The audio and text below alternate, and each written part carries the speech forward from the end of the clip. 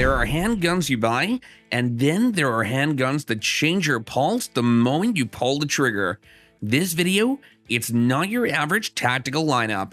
We're talking raw power, savage recoil, and pistols that make even grown men question their aim. Some of these handguns were built to stop grizzlies, others just built to make a statement when you open that gun case. But here's the case. Not all power is good power. Some will rock your wrist, jam under pressure, and cost you a small fortune for a handful of rounds. So today, we're not just ranking the most extreme handguns of 2025, we're judging them by both power and performance. From 500 Magnum monsters to high-pressure tactical beasts, only a few can truly earn the top spots. Make no mistake, this isn't about EDC, this is about domination. So let's dive in.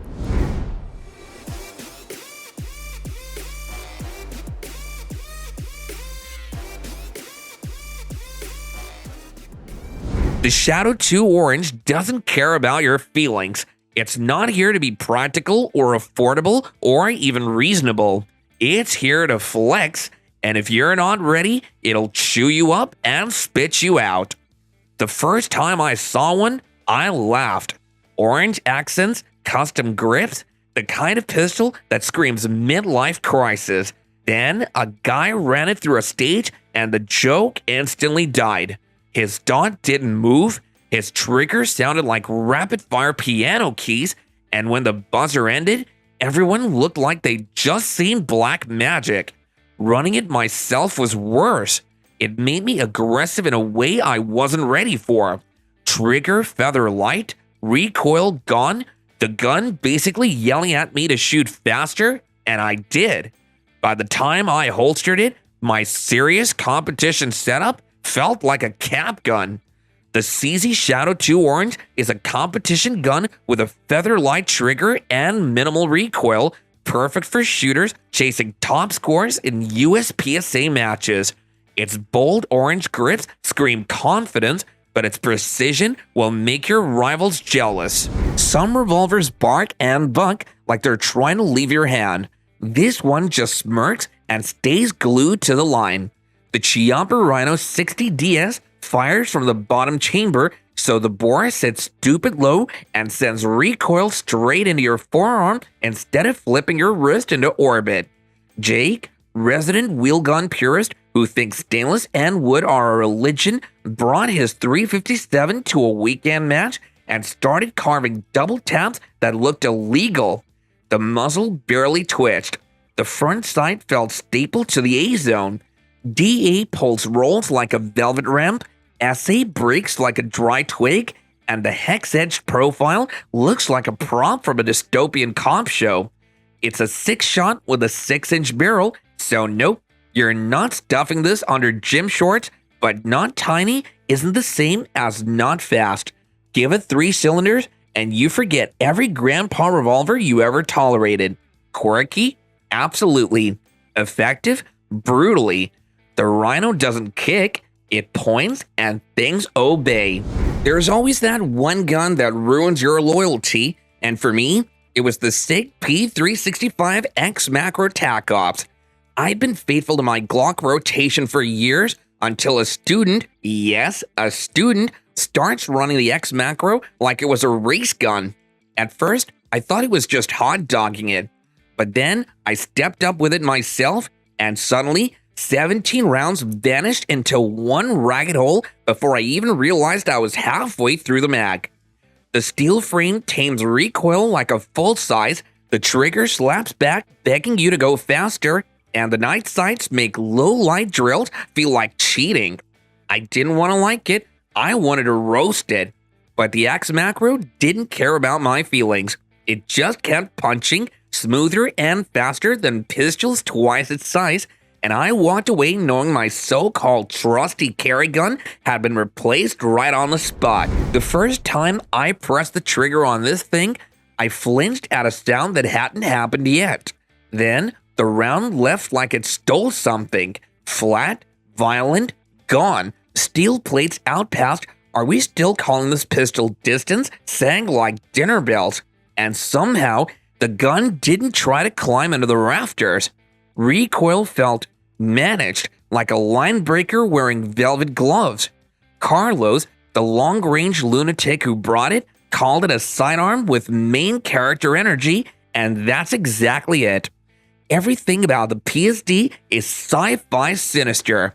The profile, the attitude, the way it bullies distance into acting like a formality. Downsides? Your wallet will cry uncle and your ammo budget will start a GoFundMe. But the first time you watch a handgun act like it forgot it wasn't a carbine, you'll start grinning and won't stop. This isn't a purchase, it's a dare. Some guns whisper. The Korth NXR 44 Magnum roars like a thunderclap. The first time you heft it, you don't just feel weight, you feel authority. Chambered in the infamous 44 Magnum, this revolver carries raw force in every chamber, yet somehow smooths it into an experience instead of a punishment. The cylinder locks up with bank vault certainty, the action glides like oiled glass, and each pull of the trigger feels less like firing and more like commanding an earthquake. The recoil isn't gone, don't kid yourself, but the NXR channels it straight back, turning chaos into control. And then there's the look. Machine-turned precision, sculpted barrel, checkered grips that lock into your palms like they were carved just for you. It's luxury wrapped around brutality, a revolver as much art as weapon. If you're soft, it'll chew you up. But if you can ride the kick, it isn't just shooting, it's taming a beast. This isn't just shooting, it's taming a beast. And it's one of the most intoxicating rides you'll ever take. I used to call the M&P the work boot of pistols. Solid, dependable, but nothing to brag about. So when Smith & Wesson announced they slapped a metal frame on the 2.0, I rolled my eyes. Great, I thought. They just painted the work boot. Then I actually shot one, and let me tell you, it didn't just prove me wrong, it made me eat my own damn words. We were running a weekend training course, weather garbage, mud everywhere, gear getting tossed on gravel between drills. By stage 2, the polymer guns were showing their cracks, triggers getting spongy, frames flexing just enough to throw shots. My buddy handed me the M&P 9 metal, and from the first mag, I knew this was a whole different beast. Recoil? Gone. Slide? Tracked smoother than I'd ever felt on an MP. That little wiggle the polymer always gave me? Dead. The grip texture locked in, the flat-faced trigger snapped crisp, and suddenly I wasn't thinking about running drills. The gun was doing the work for me. When I dumped it in the gravel with the rest of the class, racked it once, and it still ran like nothing happened, I almost laughed out loud. Yeah, it's heavier. Yeah, carrying it all day feels like strapping a dumbbell to your hip. But on the line, it stomped where the old M&P shuffled. The quiet work boot turned into a steel toe, and it kicked every doubt I had straight in the teeth. I was at the range watching the skinny kid with a pistol that looked way too small for his hands. Everyone smirked. The usual carry gun toy vibes. Then the buzzer went off. Mag dump, dot glued, 17 rounds stacked so tight we actually walked downrange just to check if he'd missed. Nope, all center. Meanwhile, my serious duty-sized gun looked like it had been fired by a drunk raccoon. He handed it to me and said, "Try it." I figured it had bucked like every other micro, but instead, the recoil vanished, the trigger snapped like it owed me money, and I actually muttered, "What the hell just happened?" That was the moment I realized I'd been clowning the wrong guns. The little bastard was the Hellcat Pro RDP, and it just turned a compact into a damn cheat code.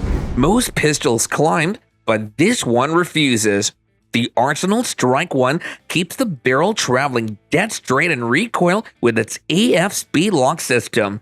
No tilting, no drama. So the slide tracks like it's on rails and the dot barely leaves home. First mag, I caught myself waiting for the usual flip, and it never showed. The bore axis sits down in the basement, the frame hugs your hand without hot spots, and the trigger snaps clean instead of squishing. It feels like somebody translated go faster into mechanics, flatter impulse, shorter recovery, greedier split times. On paper, it's just another Polymer 9. On the timer, it's a quiet humiliation machine. You won't buy it for the aftermarket bingo card, you buy it because it bullies physics into being reasonable. The vibe is sci-fi, the results are blue collar.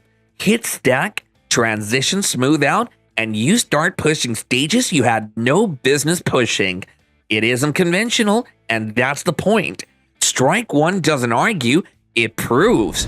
Here's the thing about cheap pistols. I don't trust them. Too many times I've seen budget guns turn into jam factories halfway through a box of ammo. But this Canic, it pissed me off because it worked too well. $400 and it shoots like something that should cost twice that much. The trigger, 4 pounds of glass-breaking goodness. The fiber optic front sight lit up like a traffic flare, and the recoil impulse was so chill it made guns double the price feel sloppy. I even saw a CCW holder online by the name of Maria share how hers kept her steady during a gas station robbery. No jams, no stutters, just smooth, controlled shots until cops rolled in. The only gripe is the mag release, stiff as a mule at first, but honestly, if your budget gun has me stacking groups tighter than my Glock, I'll forgive a stubborn button. This little bastard isn't supposed to be this good, but it is. If a pistol and spaceship had an offspring that refused to respect muzzle flip, this would be the baby. The alien doesn't cycle, it teleports. That fixed top rail and freak low bore axis turn recoil into a rumor. Dot stays welded on the A-zone while your brain catches up. First mag, I thought I was having a good day. Third mag, I realized the gun was having a good day and I was just lucky enough to be holding it. The trigger breaks like a bad habit, the slide glides like it's on Teflon, and everyone around you gets real quiet because they're trying to figure out why their guns suddenly feel old. Yes, the price tag is a nosebleed. Yes, you'll be that person at the range, but when a pistol sifts your flaws out of the equation and leaves only speed and truth, it stops being gear and becomes a cheat code. The alien doesn't run drills, it rewrites them. Let me tell you how this gun tricked me. I was helping a buddy run a low-light drill and figured I'd flex with my Hellcat Pro while he fiddled with his Glock 43X MOS. Halfway through, I'm watching him snap off strings like he's got recoil turned off. I called BS, grabbed his pistol just to prove him wrong, and that's when it happened. The damn thing felt like it had been glued to my hand. The dot sat still, the groups tightened up, and the gun shot so smooth I actually stopped mid-drill and muttered, "What the hell just happened?" 10 rounds felt like 20 because they all hit where they were supposed to. That's the thing about the 43X MOS. It doesn't scream for attention, it just sneaks in, humiliates your better carry gun, and leaves you wondering why you didn't give it a chance sooner. And then there's the B&T USWA-1, the pistol that refuses to stay in its lane. 1 second it's riding on your hip like any other sidearm, and the next, click. The folding stock snaps out, and suddenly you're running a mini carbine that eats up distance you never thought a handgun could cover. Lena, a cop buddy of mine, once used hers to shut down chaos at a festival. 50 yards, moving target, crowd all around. She locked in with a red dot and put rounds exactly where they needed to go. Watching it work, you would swear she was shooting a rifle, not a 9mm sidearm. The recoil is so tame, it feels like you've been given cheat codes. The transition's faster than some full-sized carbines. The only gripe though? The stock release is a little fiddly if you're fumbling under pressure. But when it locks, it locks. Compact, tactical, unfairly versatile. The USWA-1 isn't just a pistol, it's a secret weapon hiding in plain sight. Let's start with the gun everybody thinks they know, the Glock 17. Only this one's the MOS edition, the so-called modernized workhorse. I've seen more of these in holsters than I've seen bat tattoos at a gun show. Cops run them, newbies rent them, and every so often, some Instagram hero slaps a light, a comp, and a red dot on one and calls it a build.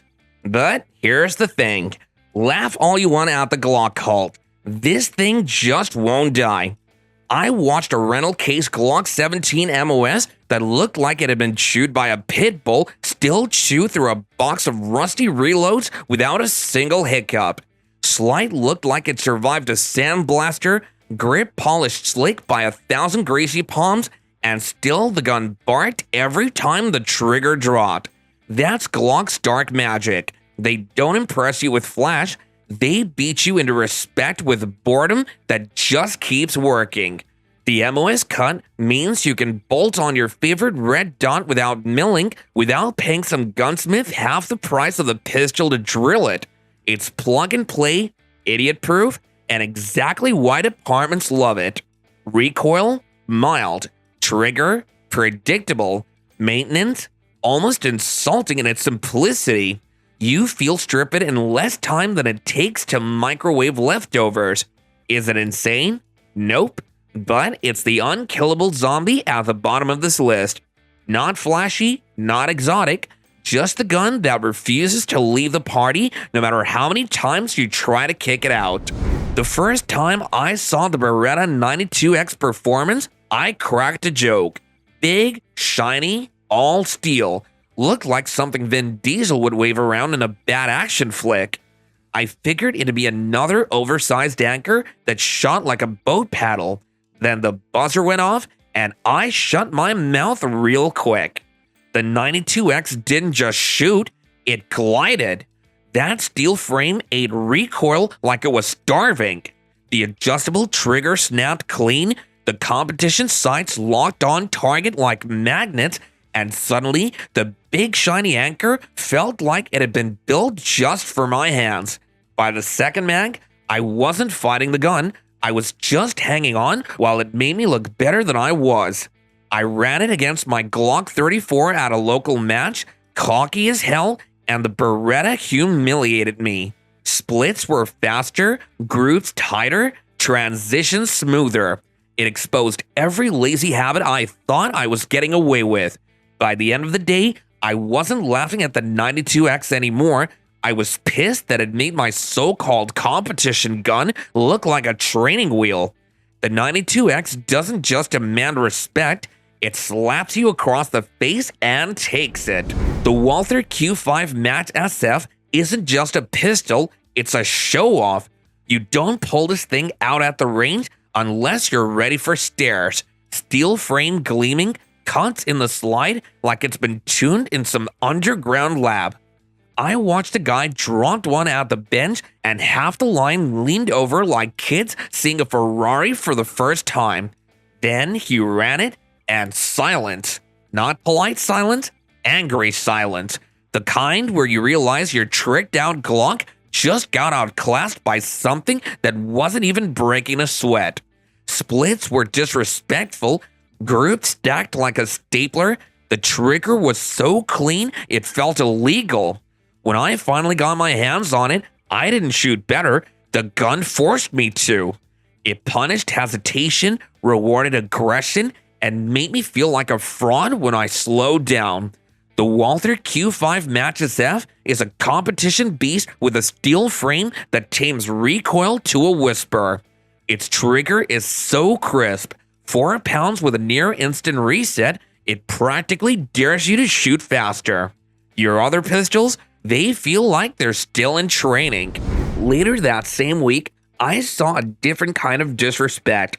Instructor drops his pistol on purpose into gravel mid-drill, picks it up, racks it like he's been cracking a beer can, and keeps shooting. No jam, no sputter, no limp pause. Just boom, boom, boom. like the fall never even happened. I thought it was staged and all until he tossed it my way. First mag, and I got it.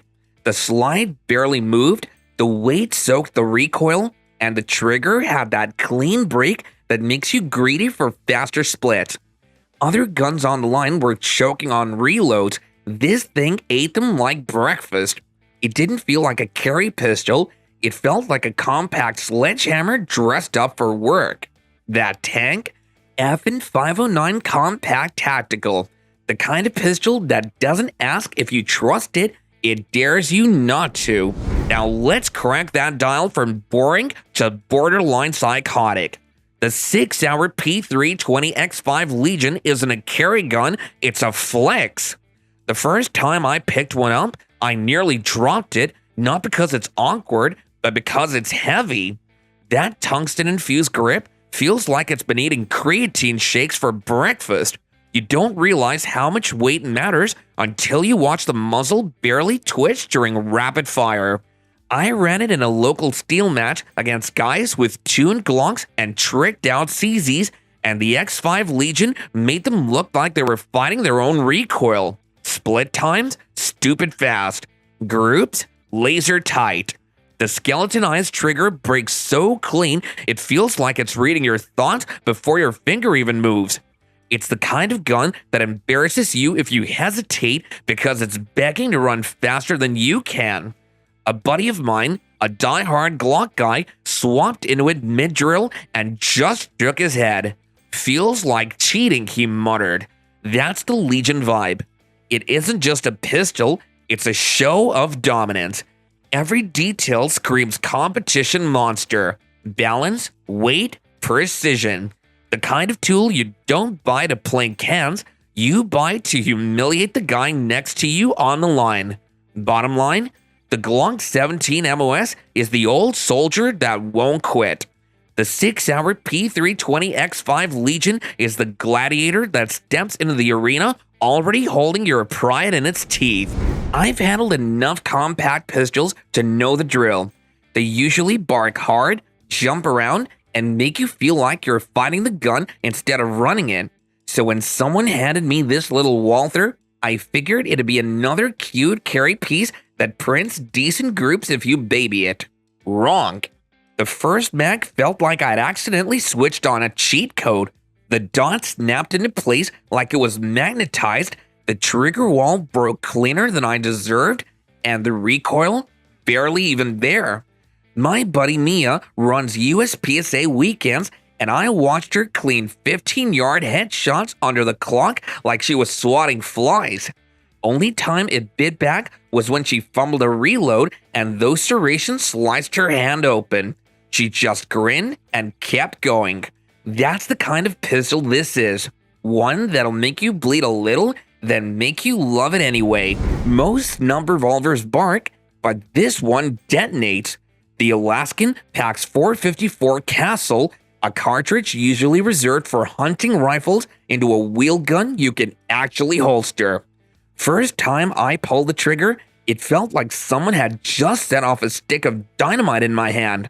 The recoil punched back so hard, my shoulders braced before my brain even caught up, and yet it wasn't uncontrollable. Ruger overbuilt this tank so well, it absorbs just enough of the chaos to keep you on target. Compact? Yep, it'll disappear under a jacket. Practical? Only if your everyday treat is a grizzly, but that's the beauty of it. The Alaskan isn't for casual shooters, it's for people who want a revolver that can stop a bear dead in its track and still group tight at 25 yards. It means it's ugly in a lovable way, and it's one of the few guns that makes you laugh after it tries to break your wrists. Every once in a while, you come across a pistol that feels like it was built in a secret lab for just one purpose: domination. That's the Tanfolio Gold Match Extreme. Forget competition-ready marketing fluff. This thing is basically a race car with a trigger. First time I saw one in action, a guy unzipped his bag at a local USPSA match, and the entire firing line leaned in. Sleek slide, sculpted grip, oversized controls. It didn't look like something you buy off the shelf. It looked like it came with a pit crew. And the moment the buzzer went off, you got it. His first two shots snapped off like an echo, barely any muzzle flip, and the groupings were so tight, people were squinting to see if he'd actually double-tapped holes. That trigger, it's criminal. Breaks like glass, resets like lightning, zero hesitation. And the ergonomics make you feel less like you're holding a pistol and more like the pistol is holding you. It's not fair, but that is the point. And then there's the BFR. Imagine someone looking at a classic rifle round, the 45-70, and saying, yeah, let's cram that into a revolver. That's not engineering, that's madness with machine tools. I took mine out to the desert, cocky as hell, squeezed the trigger, and got mule kicked so hard I nearly took a step back. The boom rolled across the canyon, and I swear I saw a coyote sprinting for the horizon. But the real insanity, the thing actually hits. 50-yard steel rang like a church bell, shot after shot, as if this ridiculous hand cannon was built for precision as much as chaos. You don't carry it, you don't conceal it, you wield it. It's less of a sidearm and more of a statement that goes, I came here to end arguments. Heavy as sin, loud as thunder, but if you want the most ridiculous rush you can have with a revolver, the BFR isn't a gun, it's an event. The 5.7 is the pistol that makes gun snobs fight in the comments. Some call it a gimmick, others call it a revolution, but nobody calls it boring. First time I held one, I laughed. It felt like a Nerf blaster. Feather light, all polymer, like it couldn't possibly mean business. Then I fired it and my jaw hit the floor. The 5.7 by 28mm round is no joke. It screams out of the barrel like it's late for a flight. Flat shooting, stupidly fast, and so easy to control, it feels like cheating. The MRD version only ups the game with an optics-ready slide. Slap on a red dot, and suddenly you're snapping onto targets like you're playing Call of Duty with aim assist. And the capacity? 20 round standard. That's double what most serious carry guns give you, all without the bulk. Critics whine the round is too small, but ask anyone who shot it. This thing is surgical. The 5.7 isn't just a gun, it's a statement. Weird, futuristic, light as air, and still running laps around handguns that think they're serious. Some revolvers test your grip. The Smith & Wesson 500 tests your soul. Chambered in the ridiculous 500 S&W Magnum, this wheel gun was built for big game hunters who thought rifles were overrated. The first time I lit one off, I swear the earth tilted. The recoil isn't just heavy, it's violent. A tidal wave rolling back through your arms, daring you to hang on. But here's the sick joke. Underneath all that chaos, the thing is precise. Steel plates at 30 yards, obliterated. Hunting silhouettes, gone. The gun wants to punish you, but it also rewards discipline, landing shots with surprising consistency. Don't fool yourself into thinking this is practical. It's massive, heavy, and will wear you down after a few cylinders, but the 500 isn't here to be practical, it exists to prove a point. Smith & Wesson makes the king of hand cannons. If you want to know what overkill feels like when it's dressed in stainless steel, this baby is it. Every once in a while, you come across a pistol that feels like it was built in a secret lab for just one purpose: domination. That's the Tanfolio Gold Match Extreme. Forget competition-ready marketing fluff. This thing is basically a race car with a trigger. First time I saw one in action, a guy unzipped his bag at a local USPSA match, and the entire firing line leaned in. Sleek slide, sculpted grip, oversized controls. It didn't look like something you buy off the shelf. It looked like it came with a pit crew. And the moment the buzzer went off, you got it. His first two shots snapped off like an echo, barely any muzzle flip, and the groupings were so tight, people were squinting to see if he'd actually double-tapped holes. That trigger, it's criminal. Breaks like glass, resets like lightning, zero hesitation. And the ergonomics make you feel less like you're holding a pistol and more like the pistol is holding you. It's not fair, but that is the point. The TRS comp is one of those guns you want to hate, but can't. First time I touched one, I thought, here we go, another 4K dollar safe queen built for guys who polish instead of shoot. Then I pulled the trigger and it ruined me. The break wasn't crisp, it was telepathic. The built-in comp flattened recoil so hard I thought the ammo was downloaded. One of the guys running it blew through a stage like he was on rails. Dot never missing, shots stacking like a printer spitting paper. We all stopped mid-match just to watch because it looked fake. When I finally ran it, I realized why Nighthawk charges stupid money. This isn't a pistol, it's perfection sold retail. Fit, finish, balance. Every detail screams obsession. You don't just shoot it, it rewires you. After that, going back to a normal 2011 felt like picking up a brick. The TRS comp isn't a gun, it's witchcraft with a price tag. I've seen shotguns bar quieter than this thing. Marcus, a buddy who thought he had seen it all, picked up a Desert Eagle in 50 AE and figured his range experience had him covered. First shot, boom. Not a handgun crack, not even a magnum bark. A full-blown cannon blast that shook dust off the ceiling. He damn near lost his grip, and everyone on the line snapped their heads around like a car crash had just happened. But here's the kicker. Once he settled in, the big brick started printing tight grooves at 25 yards like it was bored of showing off. It's stupid heavy, stupid expensive, and stupid fun. A carry piece? Forget it. But if you want to walk into the range and shut down every conversation in the room, the Desert Eagle doesn't just do the job, it owns the room. Every now and then, you pick up a gun that doesn't just shoot, it tells a story.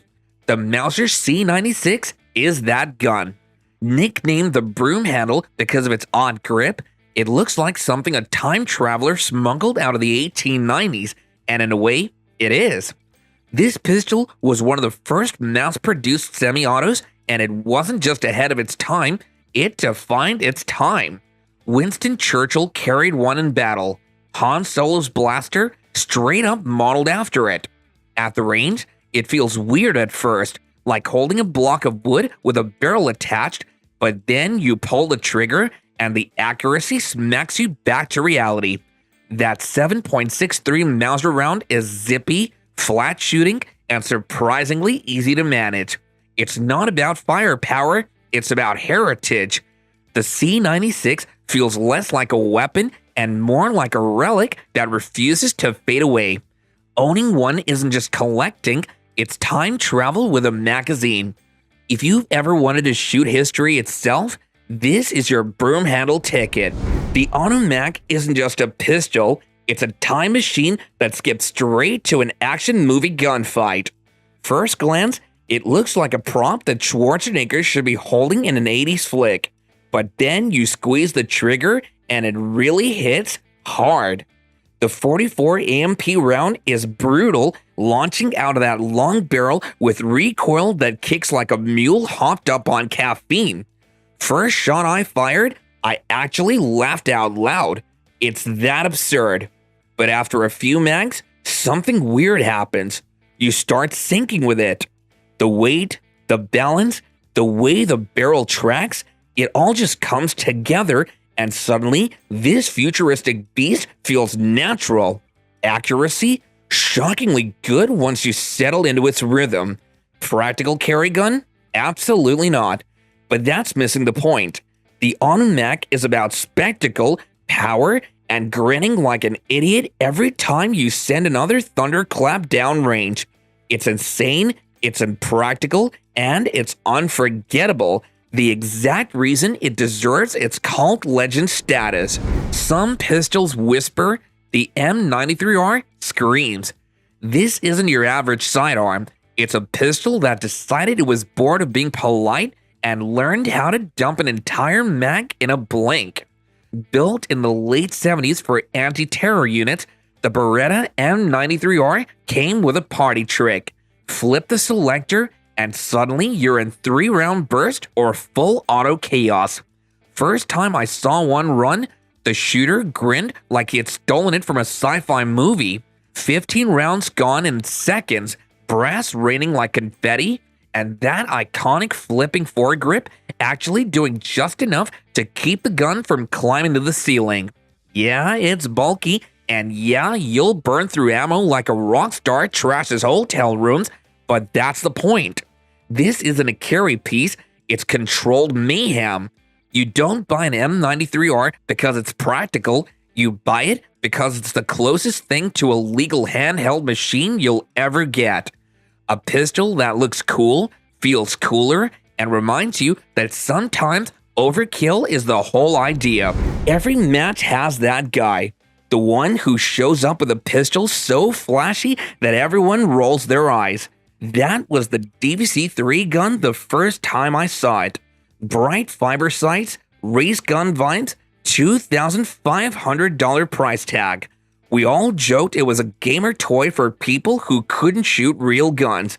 Then the buzzer went off, and by stage 2, nobody was laughing. The guy was cutting splits so fast the timer couldn't even keep up. His dot barely twitched while the rest of us were wrestling recoil like cavemen with rocks.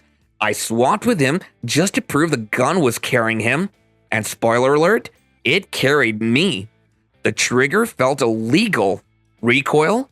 Gone. It turned my average shooting into highlight reel nonsense. Only catch? Jake pinched his thumb to hell reloading on those aggressive serrations, but he still finished the match smiling. The DVC isn't a pistol, it's a cheat code disguised as competition gear. This is not a handgun, my friends. It's a flex. The HK Mark 23 was never designed with you or me in mind. It was built because SOCOM sat down in the 90s and said, give us a sidearm that can survive the apocalypse, and Heckler & Koch delivered a monster. The thing is comically huge. You don't slip this into a holster, you holster it, and suddenly your pants sag. But that ridiculous size hides what it really is. One of the most overbuilt, reliable, and straight-shooting 45 ACP pistols ever made. Suppressor ready? Check. Match-grade accuracy? Check. Endurance that outlasts your wrist? Oh yeah. Fire it once, and the recoil feels like it's absorbed by the sheer mass of the frame. Screw on a suppressor, and it turns into the world's quietest wrecking ball, spitting out heavy 45s like it's nothing. The Mark 23 isn't practical, it's not affordable, and it's not subtle. But that's exactly why it's legendary. It's less a pistol and more a war trophy you can actually buy. A symbol of military excess that for once actually earned its height. Let's wrap this up with the Webley Fosbury automatic revolver, one of the most innovative and weirdest guns ever made. When you first see the Webley Fosbury, you might think, is this a revolver or a semi-auto pistol? The truth is, it's both. The automatic mechanism on this revolver is unique, and it's one of the few handguns to feature semi-automatic action in a revolver design. This gun's rotating cylinder automatically reloads after every shot, giving you a full self-loading revolver. When I shot it, I had a blast, pun intended. The recoil is pretty manageable, and the trigger feels smooth. The design is quirky, but that's what makes the Webley Fosbury so cool. It's a piece of history built with a unique mechanism that was ahead of its time. It's not the most practical weapon today, but if you're a collector or someone who appreciates gun innovation, the Webley Fosbury automatic revolver is a gun you'll love to shoot. There you have it. The wildest, loudest, and most over-the-top handguns of 2025, all ranked by how hard they hit and how well they actually shoot. Now here's the thing, owning one of these monsters doesn't make you John Wick. Some of them are pure overkill unless you're dealing with bears, body armor, or boredom. But others, they'll shock you with how refined and reliable they are, brute strength with brains. So whether you're here for recoil therapy, backyard bragging rights, or just watching handheld cannons go boom, tell me which one surprised you the most. And if you think we missed a monster, drop it in the comments. I read every single one of these. And hey, don't forget to subscribe. Next week, we're taking on the opposite end of the spectrum, the smallest guns that punch way above their size. This has been Steve, and I'll see you in the next one. Stay loud.